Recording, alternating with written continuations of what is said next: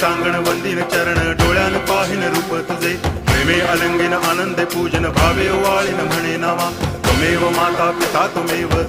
बंधुश्च सखा त्वमेव विद्या करुणं त्वमेव सर्वं मम देव कायेन वाचा मनसेन्द्रियैर्वा बुद्ध्यात्मना वा प्रकृति स्वभावात् करोमि यद्यत् सकलं परस्मै नारायणायति समर्पयामि अच्युतं केशवं रामनारायणं कृष्णदामोदरं वासुदेवं हरि गिरिधरं माधवं गोपिकावल्लभं जानकीनायकं रामचन्द्रं भजे हरे राम राम